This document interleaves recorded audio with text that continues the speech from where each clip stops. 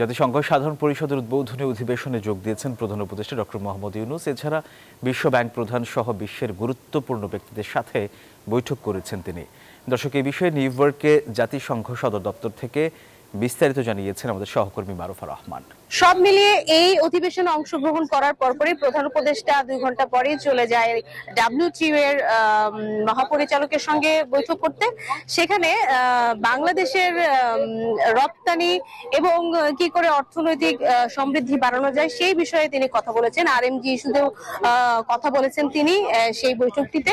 এবং WTO এর মহাপরিচালকের সঙ্গে বৈঠক শেষ করে প্রধান উপদেষ্টা চলে যান ওয়ার্ল্ড ব্যাংকের প্রেসিডেন্টের সঙ্গে বৈঠক করতে। ওয়ার্ল্ড ব্যাংকের প্রেসিডেন্টের সঙ্গে কথা বলে দারিদ্র্য দূরীকরণ, বেকারত্ব দূরীকরণ এবং একই সাথে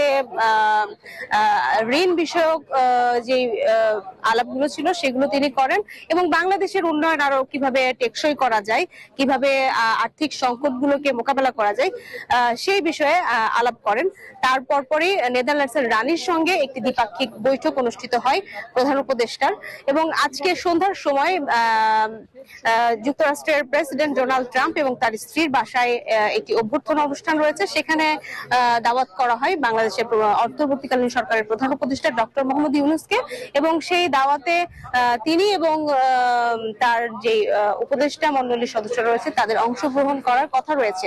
তো সব মিলিয়ে আজকে প্রথম দিনের জাতিসংঘ সাধারণ পরিষদে অংশগ্রহণ প্রধান উপদেষ্টার এবং যে সাইডলাইন বৈঠকগুলো হলো সেই ইস্যুগুলো নিয়ে একটু পরেই একটি সংবাদ সম্মেলন করবেন